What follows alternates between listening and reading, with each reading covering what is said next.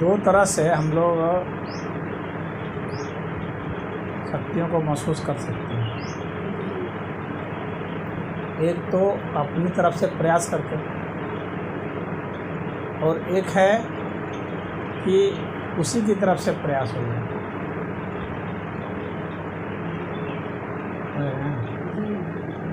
तो उसकी तरफ से प्रयास होने पर सिर्फ कमज़ोर आदमी पकड़े जाते हैं, और आपकी तरफ से प्रयास हो इसका मतलब आप मजबूत हैं।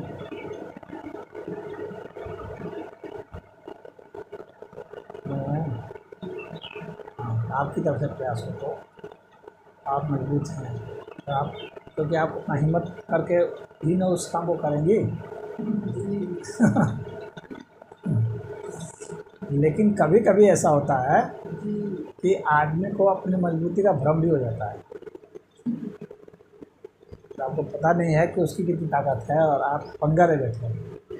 ऐसा भी होता है कभी कभी, आदमी को एहसास नहीं है अपनी शक्ति का और वो भिड़ गया उससे, तो फिर वह स्थिति एक विकट स्थिति है। जब हम लोग मरते हैं ना, तो मरने के बाद जो है शरीर तुरंत ही प्राप्त नहीं हो जाता है। ऐसा नहीं कि अभी हम लोग मरे और अभी तुरंत ही शरीर प्राप्त हो गया, ऐसा नहीं हो सकता। और कोई भी जब मरता है तो वो शून्य भी नहीं हो सकता। जैसे अगर हम किसी तकिया को जला दें तो ये शून्य थोड़ी हो जाएगा, कुछ ना कुछ रूप में रहेगा ना। हाँ, राख के रूप में रहेगा, या धुएं के रूप में रहेगा, या आग के रूप में रहेगा। तो जो आग के रूप में रहा वो ऊर्जा का रूप हो गया, समझ गए। और जो धुएं के रूप में रहा वो आधा पदार्थ और आधी ऊर्जा है, या सूक्ष्म पदार्थ कह सकते हैं। और जो राख के रूप में रहा वो पदार्थ का सार रहा।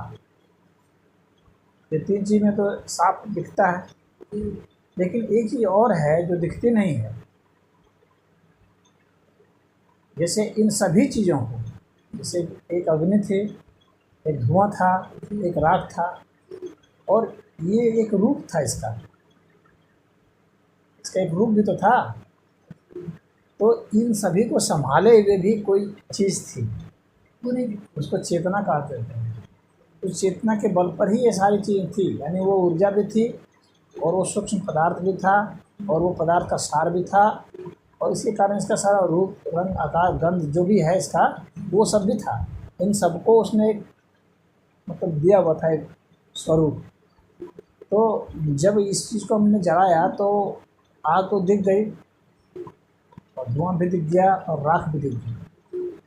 लेकिन उसके बाद फिर इस आकार का क्या हुआ, इस रूप का क्या हुआ, और इनको जो संभाले हुए थे उसका क्या हुआ, वह नहीं दिख रहा। वह जो चेतना स्वरूप है तो वह सभी के साथ होता है। हम लोग को भी जलाया जाएगा तो हम लोग का कुछ दिखेगा और कुछ नहीं दिखेगा। जो नहीं दिखेगा ना वो प्रेत है। तो प्रेत सिर्फ जीवित का नहीं होता है, जिसको मृत हम लोग कहते हैं ना, उसका भी प्रेत होता है। इस तकिया का भी प्रेत होगा, यानी हर चीज़ का प्रेत होता है। अभी ये नहीं सोचना चाहिए कि खाली जिंदा ही का प्रेत होता है। लोटा, गिलास, जो भी पदार्थ आपको, जो भी वस्तुएं दिखती है, इन सभी का प्रेत होता है।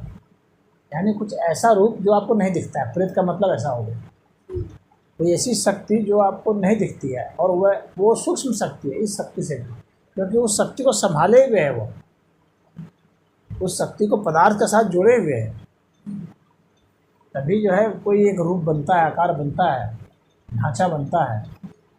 तभी कोई सांस लेता है, खाता है, पीता है, जो भी। तो वह जो है ज़्यादा शक्तिशाली है।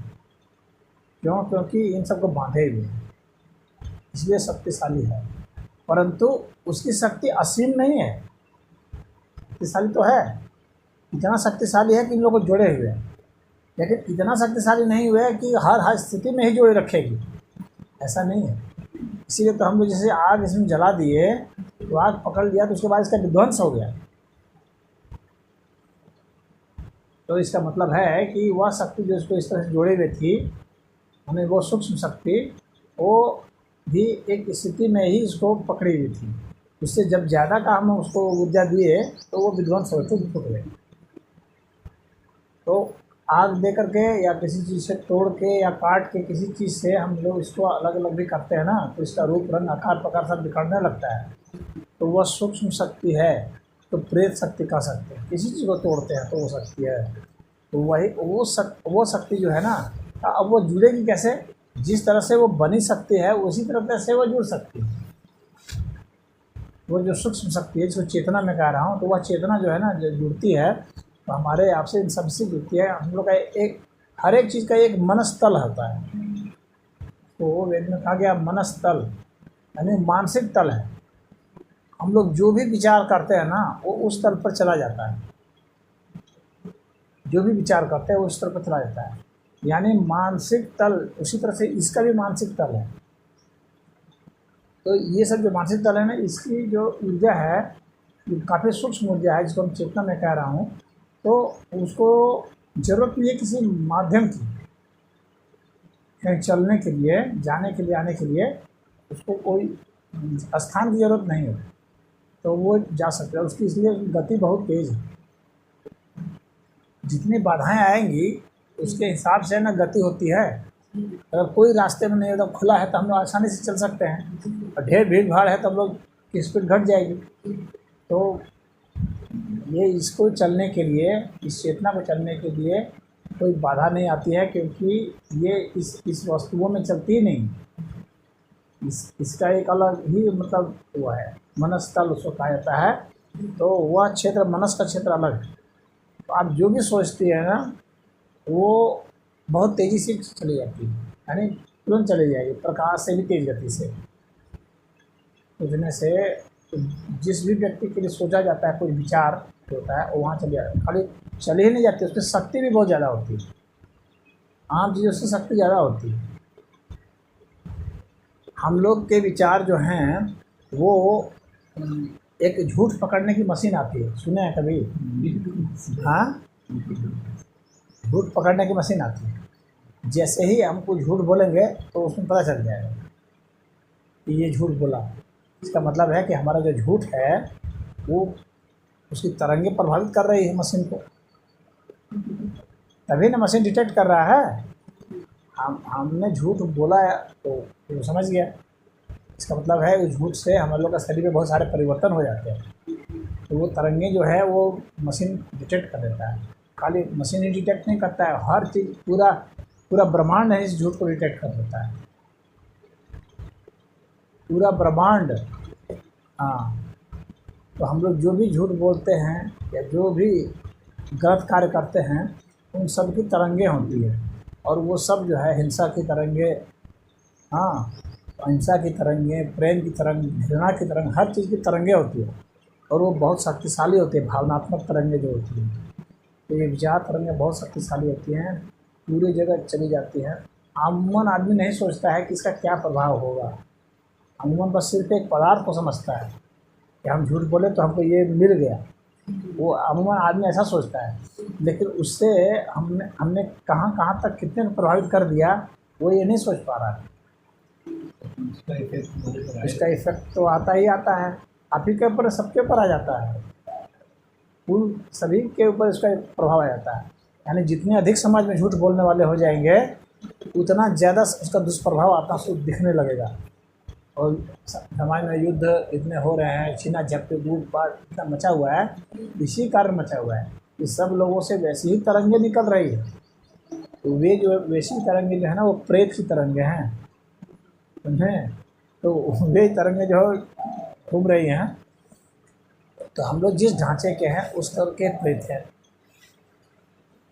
जो मृत वस्तुएं हैं इनके भी प्रेत होते हैं, और जीवित के भी होते हैं। सब पेड़ पौधे और पशु पक्षी सबके प्रेत होते हैं।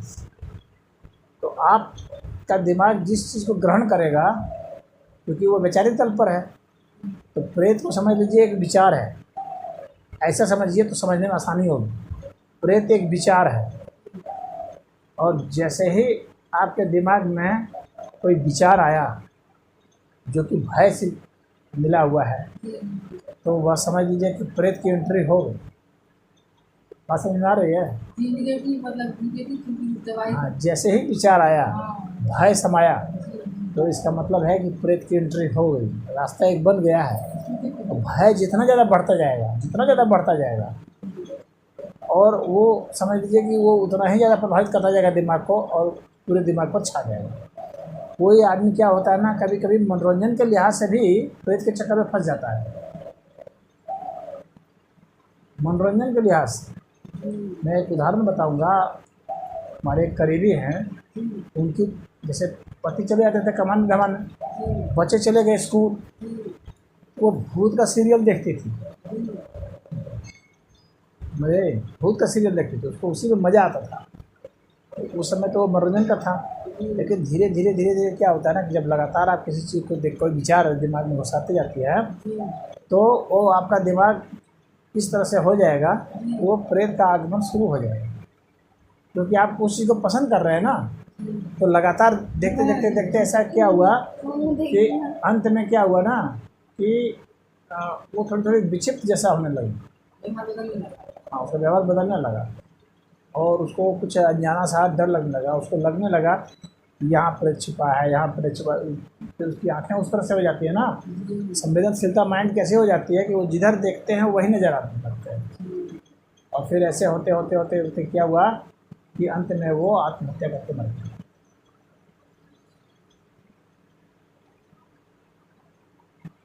हमारे करीबी हैं, उनका नाम मैं नहीं ले रहा हूँ, तो उनकी पत्नी जो है ना, वो इस तरह से करके वो, और जब वो सीरियल वो देखा करते थे, उस समय एक बार जो है हमारे से संपर्क हुआ था, गया था, वहाँ पर मैंने मना किया था, मैंने कहा था विश्राम दे दें। डायरेक्ट मैंने ये नहीं कहा था कि आप नहीं देखना, लेकिन मैंने एक सिद्धांत के रूप में बताया था कि ऐसा करने से ऐसा हो जाता है। हाँ, क्या करना है क्या नहीं तो आप जानिए, लेकिन प्रेत जो है ना, जैसे आपने प्रेत की बात पूछी है ना, इसी से ये बात चला रहा हूँ मैं समझने के लिए कि वो एक विचार होता है। जब आपका विचार उधर प्रवेश करने लगेगा, आप एक तरह से आमंत्रित करना शुरू कर दिया आपने उस तरह के विचार को, उस तरह की भावना को। और तो ये ब्रह्मांड में चारों ओर आप जिस तरह की खोज करेंगे ना, वैसे ही है यहाँ पर सब तरह की ऊर्जा, तो वो प्रवेश करना शुरू किया मनस्तल पर आपने सोचता है। हाँ, और वो फिर गिरफ्त में ले लेता है, और गिरफ्त में लेने के बाद फिर जो है उसका फिर मुश्किल हो जाता है। फिर बहुत बड़ी शक्ति उसको लगानी पड़ती है, तब जा करके वो होगा।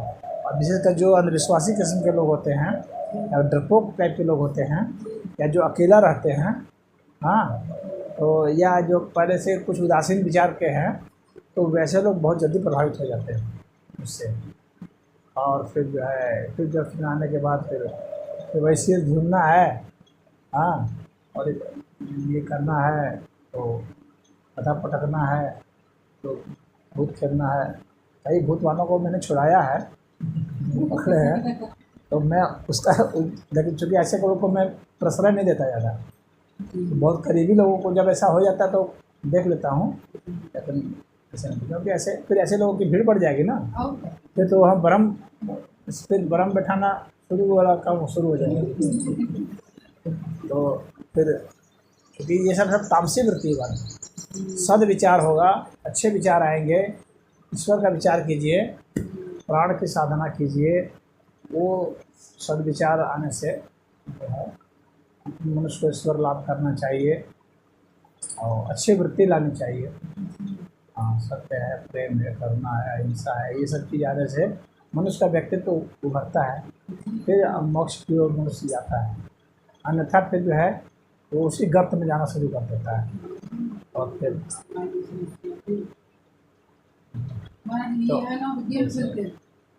गेम खेलते हैं, महाराज इनको मना किया मत खेला करो, वैसे ही माइंड हो जाएगा। अभी है भी हरे तरह बोलने लगते हैं। गेम में तो ऐसा भी है, सुनता हूँ समाचार में, कई जगह समाचार सुना हूँ मैं, समाचार सुनता हूँ तो आता है कुछ बच्चे जो है ना, गुजरात का समाचार आया था, गुजरात में कई बच्चे जो है वो उन्होंने अपना हाथ पैर काट दिया। फ्री फायर हो रहा है। हाँ, फ्री फायर गेम है महाराज, हालांकि सरकार की भी गलती मैं मानता हूँ, सरकार को ऐसा गेम चलने ही नहीं देना चाहिए था, इस तरह के गेम को रोक देना चाहिए था। भाई बच्चे को उतना क्या पता है, तो जैसा मिलेगा उसकी उसकी कच्ची बुद्धि है, वो उसी के इंस्ट्रक्शन से खेलता है। उसमें कहेगा कि तुम अपना हाथ जला लो तो वो अपना हाथ जला लेगा, उंगली काट लो तो उंगली काट लेगा। जो छत से टूट जाते हैं। हाँ एक तो पब्लिक था कि 4 ट्रेन पे दौड़ना फेंका करना था, वो तो बैन हो गया। बहुत लड़के उसमें मर गए थे। PUBG वो बैन हो गया, चाइना में फ्री था। नहीं तो ये जितने भी गेम चलते हैं गवर्नमेंट की अनुमति से नहीं चलते हैं। गवर्नमेंट को उसमें पैसा बहुत मिलता है, टैक्स बहुत मिलता है, लेकिन कितनों की जान चली जाती है, कितने बच्चे मर जाते हैं। अच्छा, बच्चों को चुराने भी सिखाते हैं सब गेम में। हाँ, अपने घर से सामान चुरा लो तो पैसा चुरा लो, यह बहुत मनोरंजन रोमांच, उसमें रोमांच लगता है। लेकिन धीरे धीरे धीरे धीरे उसकी गिरफ्त में आदमी आ जाता है, बड़े बड़े आदमी आ जाते हैं, ये सब तो बच्चे हैं फिर भी। अब फिर रात को सपना में चिल्लाने लगेंगे। हाँ, रात में चिल्लाने लगते हैं, बहुत खतरनाक होता है। तो ये तो एक तो ऐसे हो गया, आपने देख लिया या सुन लिया। अब अनजाने जगह में जाने से उस तरह से आदमी को भय लगने लगता है, अंधेरे में जाने पर भय लगने लगता है। किसी चीज़ को देखेंगे तो आपको लगेगा कि अरे यहीं पर है, हमको पकड़ लेगा।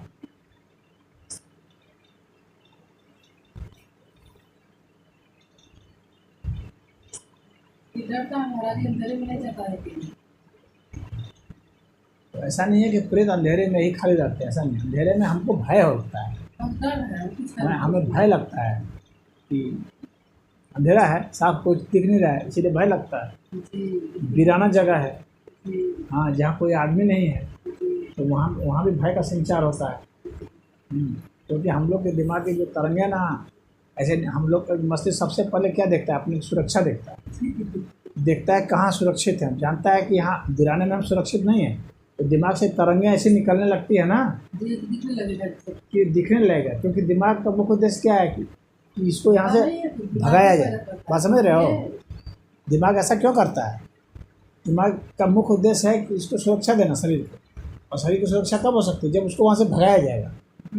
तो भगाने के लिए क्या है कि उसको डराया जाता है। दिमाग खुद डराता है, अपने डराता है, क्योंकि वह क्या करेगा, सोचेगा कि ऐसा डराएंगे तो ये भागेगा। हाँ, तो दिमाग उसको डराता है, उसको कई कई तरह की आवाज़ें सुनाई पड़ने लगेगी। सब माइंड से ही होता है। और आहट आने लगेगी, आहट आने लगेगी। तो वो जो है वो वहाँ से सोचता है कि यहाँ से भागो, तो वो भाग होता है। हालांकि जो लीडर होते हैं उसमें ये बात नहीं आती है। हाँ, क्योंकि वहाँ जो वो खुद ही लीडर है, तो उसको सुरक्षा की कोई दिक्कत ही नहीं है, क्योंकि वो अपने सुरक्षित महसूस करता है, सोचता है मेरा कोई नहीं बिगाड़ेगा कुछ, तो उसको इस तरह की आवाज़ें सुनाई नहीं पड़ेगी। लेकिन जो डरपोक होता है उसको आवाज़ें निश्चित सुनाई पड़ेगी, उसको निश्चित दिखाई देंगी, उसको गंध भी आने लगेगा वहाँ से भागने के लिए। परेशान हो जाते उस गंध से, डरती नहीं होगी, लेकिन जैसे मतलब कि अजीब भड़कम आता है, हमारे साथ चकराने लगता है। तो घर में जो है वो सब जला दिया कीजिए, कपूर है, चंदन है, हाँ, नगरमोथा है, हाँ, इसको जला दिया कीजिएगा। हवन सामग्री है ना, हवन सामग्री खरीद है, हवन सामग्री खरीद लीजिए और हवन कर दीजिए। हाँ, एकदम सब समाप्त हो जाएगा। हमारे बहुत अजीब ढंग से गंदा है, ऐसे ना मुझे खराब लग रहा है। किसी कभी शुक्र में आज बंद हो ना, तो पता चल गंद क्या है, तो उसको हवन कर दिया कीजिए। हवन से ना वहाँ के जीवाणु कीटाणु और ये सब प्रेत व्रेत सब भाग जाएगा, कोई नहीं रहेगा इस तरह से। जो ये सब गंध बदबू सब आते हैं ना, 7 दिन 8 दिन पर एक बार हवन कर दिया जाएगा, बहुत ही लाभकारी होता है। और हवन कर दें, और जो हवन की जो सामग्री है, तो जैसे हवन कर दिए उसके बाद जो है सफ़ेद सफ़ेद सा रहा, कुछ काला जैसा भी थोड़ा सा रह जाता है। अब उसको क्या कीजिए कि उसमें थोड़ा सा और घी डाल करके, और कढ़ाई में थोड़ा और घी डाल करके, और उसको अच्छा से इसको सफ़ेद बना दीजिएगा पूरा, मतलब सिर्फ सफ़ेद रह जाए, थोड़ा भी कालापन भूरापन न रहे। ऐसे जला कि गैस हो जाए, ऐसे तो जितना जल गया कढ़ाई में रखोगे तो गैस पे जला उसके बाद फिर गैस में जलाना पड़ेगा ना। तवे वो मेरा फिक्स करके थोड़े से राख जितना बच गया तो अच्छा से खूब घी डाल के खूब अच्छा से वो कर दिया, ताकि थोड़ा भी उसमें कालापन ना रहे। एकदम जब सफ़ेद हो गया, एकदम पाउडर हो गया, अब उसका जो है ना इतना इतना थोड़ा थोड़ा खाया करें, बहुत लाभकारी होता है, सब बीमारी को दूर भगाता है। एसिडिटी है, गैस है, ये सब जो भी है, सर का चकराना है। हाँ। स्टील का बर्तन है उसमें नहीं कर सकते हैं, एल्युमिनियम में, लोहे में कीजिए, या मिट्टी का है उसमें कीजिए, मिट्टी का बर्तन बेस्ट। मिट्टी में नहीं कर सकते, लोहे में कीजिए।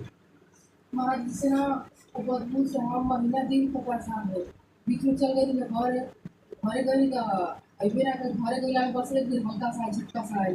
फ्रेश एयर नहीं है रूम में, आर पार जी नहीं आर पार नहीं होता है ना, उसके कारण गंध आ रही है, वहाँ रुकी हुई हवा।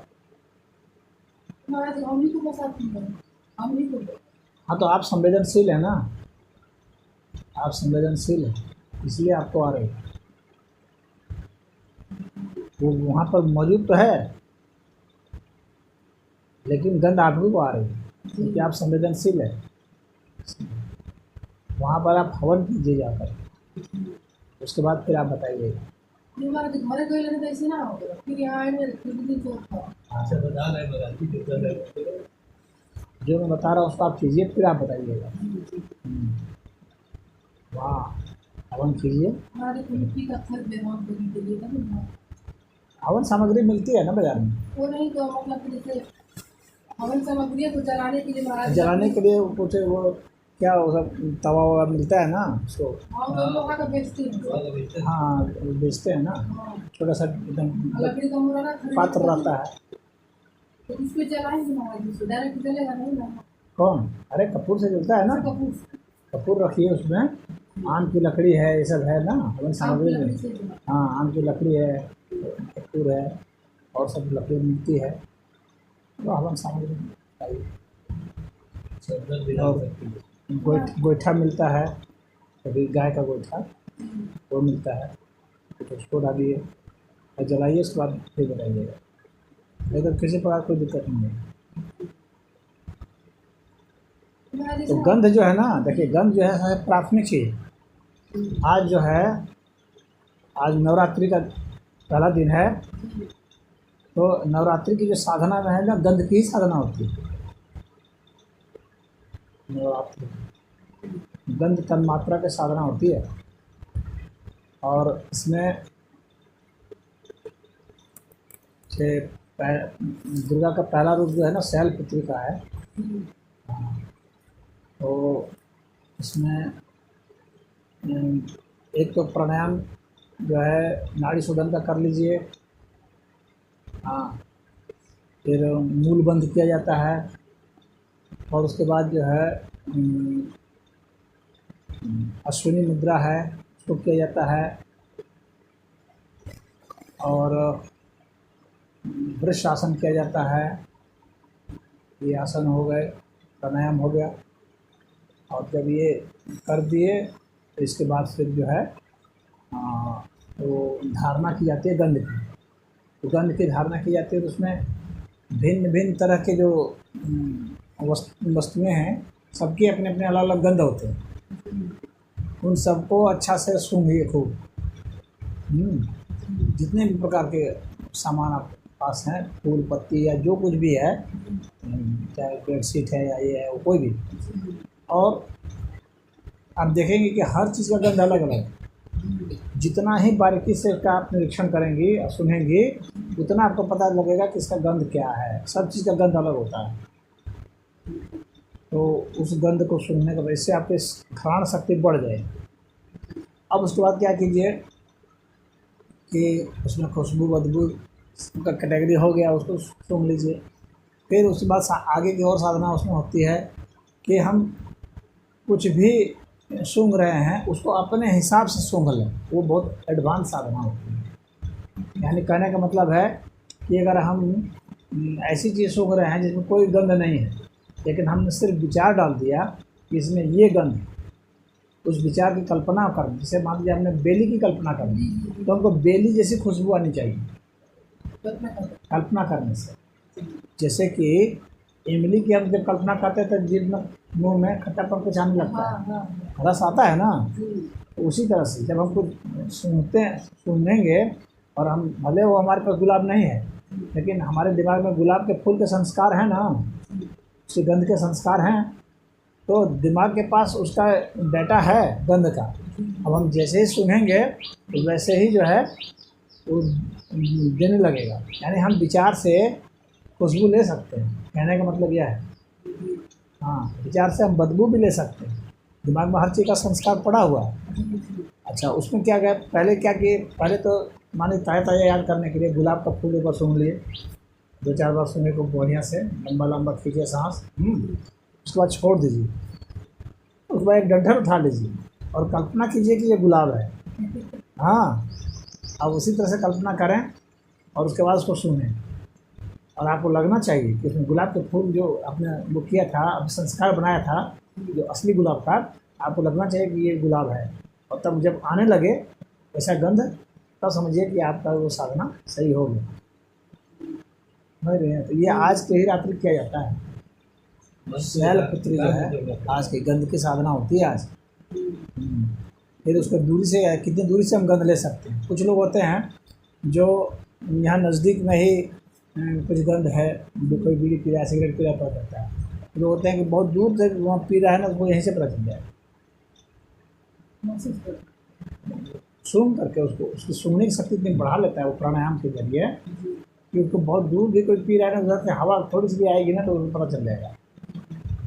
कुत्ते सब 1.5 किलोमीटर तक जो है गंध का पता लगा लेते हैं, 1.5 किलोमीटर तक। आदमी का कुछ ही मीटर का पता लगा पाता है। तो ये सब साधना पर ही है। प्राणायाम देखते हैं कुत्ते बहुत जल्दी सांस लेते हैं, इसीलिए उनके सूंघने की शक्ति ज़्यादा होती है। लंबी लंबी सांस लेंगे तो सूंघ सकते हैं, जल्दी जल्दी सांस लेंगे सूंघ सकते हैं। तो और धारणा अगर हम उसे कर लेंगे तो और जल्दी सूंघ लेंगे। तो इसका कीजिए।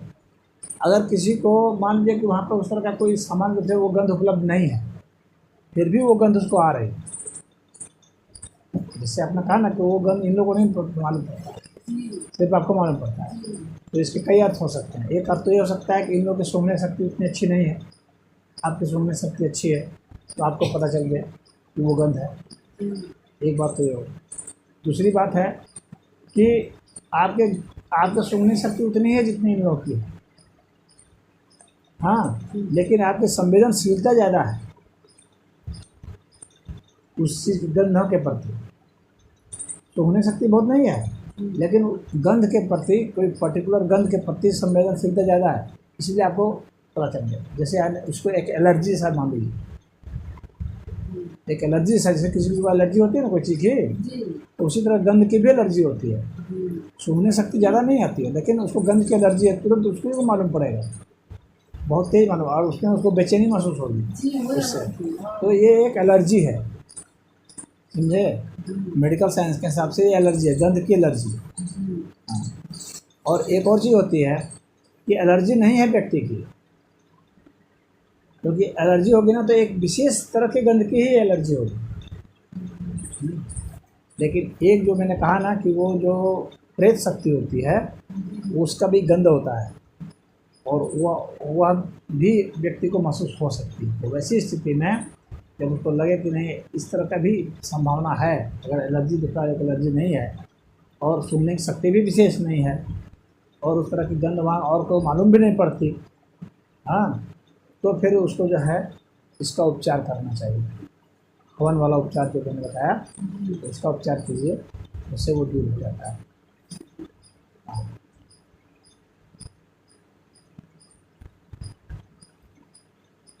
बात समझ में आ गई? तो उस तरह का हवन का उपचार कीजिए, बहुत ही अच्छा रहेगा। तो उसमें जो बदबूदार की जो बात आती है ना, क्योंकि देखिए संवेदनशीलता किसकी कितनी है, जैसे कि पहले जो है हम सूंघ लिए नाक से, तो पृथ्वी तत्व है, तो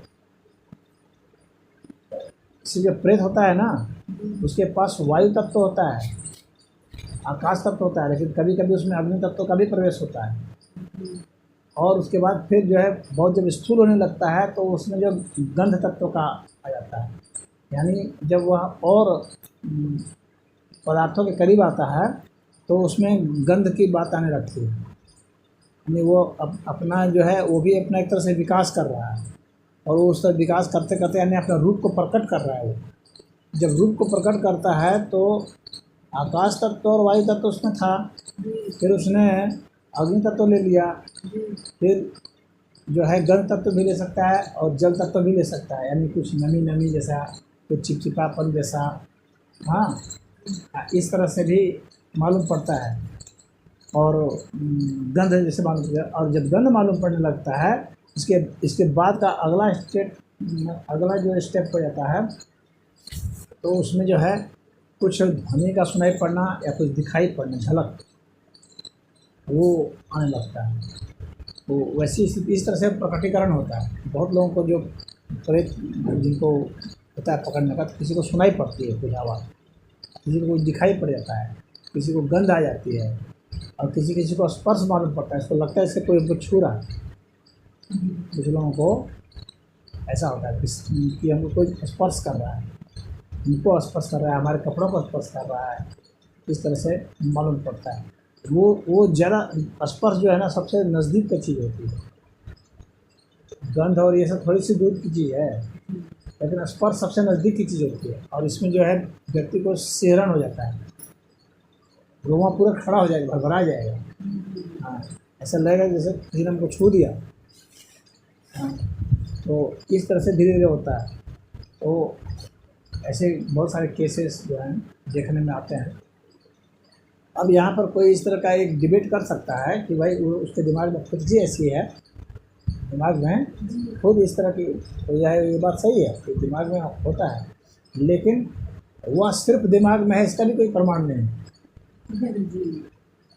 इसका भी कोई प्रमाण नहीं है कि ये सिर्फ उस दिमाग में है, हाँ वो बाहर का नहीं है, ये भी नहीं हो सकता है। क्योंकि बाहर जो भीतर है वो बाहर भी हो सकता है, बैक्टीरिया भीतर है तो बैक्टीरिया बाहर भी हो सकता है, ऐसा नहीं है कि नहीं हो सकता बाहर।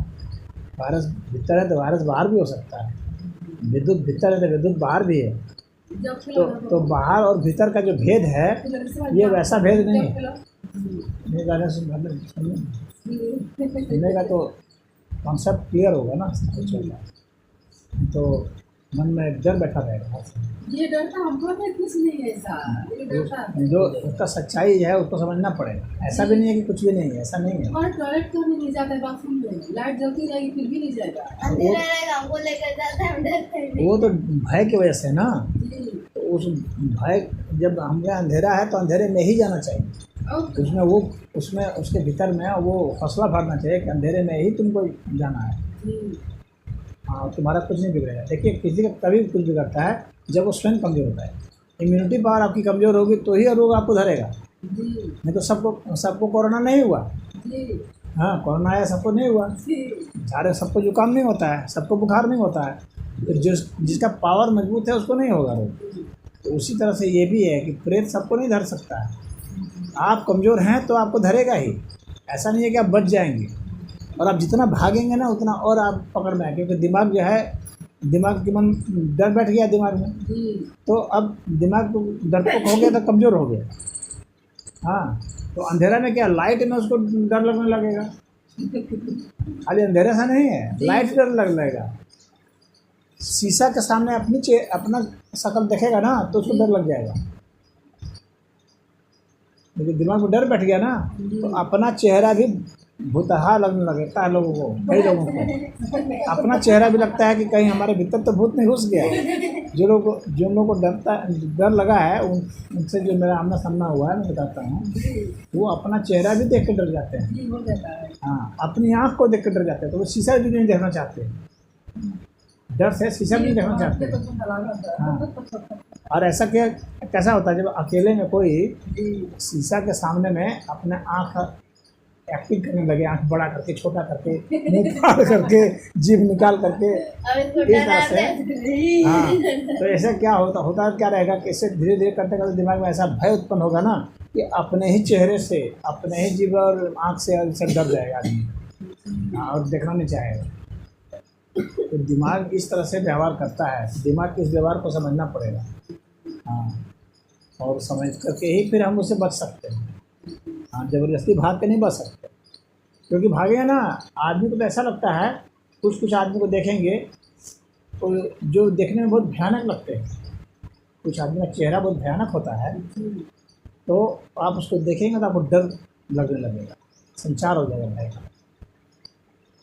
तो कुछ ऐसी तितर बितर करके कोई बुढ़िया होती है, हाँ, तो उसको देख करके बच्चे बहुत डर जाते हैं, जो बहुत इस टाइप की होती है, क्योंकि उसके से भय का संचार। हम लोग का माइंड जो है ना, सबसे पहले सुरक्षा की बात सोचता है और उसका शक्ल देखता है और उसकी सिमेट्री बनाता है, मतलब अनुपात देखता है, इसका अनुपात, ऊपर का चेहरा का, यहाँ का अनुपात, यहाँ का अनुपात, मेरा इधर का अनुपात। तो हम लोग को एक जो औसत व्यक्ति होता है उसका जो अनुपात है ना, उसी का हम लोग का दिमाग में छवि है, और उस औसत से जैसे ही कोई बहुत ज़्यादा रेंज भागता है इधर से उधर, तो दिमाग जो है देखता है कि ये विकृत चेहरा है। जैसे आँख ऐसी है, मान लीजिए किसी का आँख इतनी बड़ी हो गई, उदाहरण के लिए किसी बीमारी के कारण हो गई हो या जैसे भी हो गई, या जन्म से ही उसको ऐसे है, अब उसको देख कर डर का संचार होगा, क्योंकि अनुपात खो बैठा है वो ना, एक विशेष ढंग से उसका बन गया। या कान किसी का इतना लंबा हो गया तो डर लगने लगेगा, भयानक लगने लगेगा वो, क्योंकि अनुपात आदमी खो बैठता है। तो हम लोग माइंड एक अनुपात देखता है, उस अनुपात में ही वो सुंदरता को आंकता है। कोई चीज़ सुंदर है क्यों? क्योंकि एक अनुपात में है, उसकी आँखें अनुपात में हैं, उसका ललाट, गाल, ओठ, ये सब अनुपात में है, तो सुंदर लगेगा। अनुपात से जहाँ इधर उधर ज़्यादा भागा कि उसकी भयानकता आ जाएगी। तो फिर हम कहते हैं ना कि ये कुरूप है, असुंदर है, बिगड़ा हुआ है, जैसे भी है। तो हम लोग का माइंड एक अनुपात को देख करके सुंदर, तो जहाँ उसको लगेगा अनुपात से बिगड़ा, वहीं भयानक डर आ जाएगा। और उसी तरह से डर रहेगा तो वो सामान्य आदमी को देख करके भी भयभीत हो जाता है। खाली अंधेरे की बात नहीं है, अंधेरा तो कुछ दिख नहीं रहा है, उसके कारण तो डर रहा है। अंधेरा में अधिकतर को डर लगता है, लेकिन सामान्य आदमी को भी देख करके डर लग जाता है। तो इसलिए अनुपात, सिमेट्री, ये सब बहुत ज़रूरी होता है कि इसके विज्ञान को, रहस्य को समझना कि कोई व्यक्ति क्यों सुंदर लगता है और कोई क्यों कुरूप लगता है। तो ये सब बताइए। जब इस दिमाग को हम समझा देंगे ना कि इसका ये रहस्य है, इसका ये विज्ञान है, तब फिर डर नहीं लगेगा। तब फिर हम देखेंगे इस तरह की बूढ़ी औरत कैसे से तेरे पिता टाइप का है, दांत टूटा हुआ है, एक दर्द निकला हुआ है लंबा सा, तो लगा इसका तो इस तरह का ही है, तो उसका वो नहीं रहेगा। हाँ, लेकिन जिसको नहीं पता है, ये सब चीज़ नहीं समझाया गया, तो देख कर घबराहट हो जाएगी। यहाँ घाव हो गया है, यहाँ गाल फट गया है, दांत इधर से दिख रहा है, दांत आदमी सामने दिखता है, यहाँ गाल फटेगा, दांत इधर से दिखने लगेगा, तो इधर दिखेगा बहुत भयानक लगेगा, डर लगेगा। हाँ, तो इधर से अमन देखा नहीं जाता है ना। समझ में आया कि नहीं ये सब?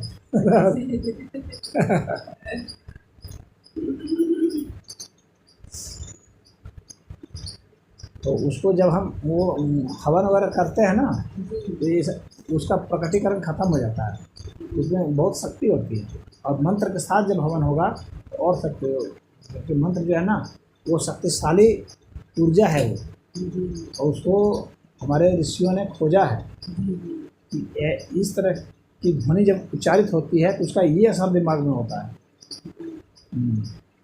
विशेष प्रकार की ध्वनि का विशेष असर होता है, तो इसीलिए उन मंत्रों को खोजा गया है। और उन मंत्रों को जाप करके जब हम हवन करते हैं तो उसका बहुत ही अच्छा प्रभाव दिखाया जाता है। इसीलिए उसको करना चाहिए जहाँ भी ऐसा लगे, विशेषकर जिसका कमरा या तो कम खुला है या बहुत ज़्यादा खुला है, दोनों में खतरा होता है। जैसे पूरा का पूरा कमरा खुला हुआ चारों ओर से, इसका मतलब कोई भी आ रहा है जा रहा, हाँ, और उसका अनुपात बढ़ गया, हवा का वेग बढ़ गया। खाली पिलर खड़ा कर दें, और आजकल बहुत लोग बनाते हैं ना, खाली शीशा की दीवार बना दे रहे हैं लोग, देख रहे हो ना, शीशा की दीवार, और बीच में ऐसी दीवार बना देते हैं शीशा की जिसको सरका सकते हैं, यानी खिड़की हो गई इस तरह से। और आप चाहें तो पूरा का पूरा खोल दें चाहे तो पूरा का पूरा बंद कर दें, चाहे तो उसमें कोई भाग खोले कोई भाग बंद करें। ऐसी भी डिजाइनिंग आजकल आ गई है, बहुत हाई फाई लोग जो हैं वैसा कर रहे हैं।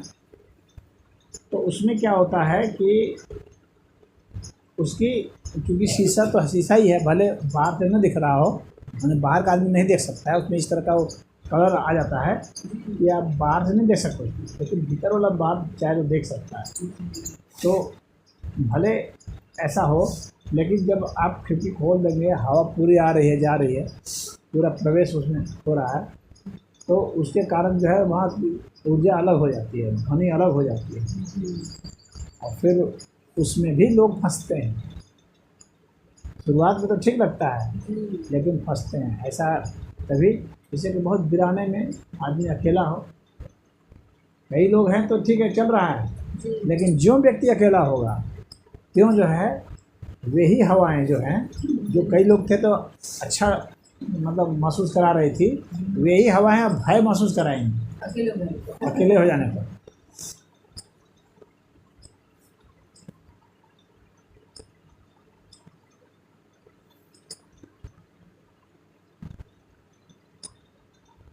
लेकिन ये सब कायरों के लिए, वीर के लिए कुछ नहीं। वीर तो चाहे जंगल में रहे, चाहे गुफा में रहे, चाहे पहाड़ में रहे, चाहे उसको कोई फर्क नहीं पड़ता।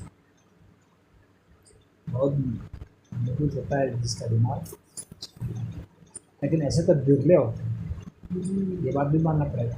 वो अलग ही मिट्टी के बने होते हैं, हाँ, उनमें अग्नि तत्व तो बहुत ज़्यादा होता है।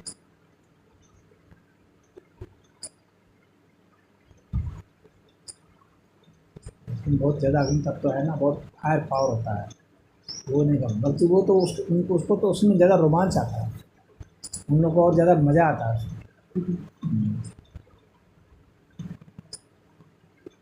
चुनौती में, तो उनको अच्छा लगता है। तो अलग अलग अपना सबका शरीर का वो ढांचा है, शरीर के गुण हैं, तो अपने गुणों के हिसाब से ही व्यवहार करना चाहिए, किसी की नकल नहीं करनी चाहिए।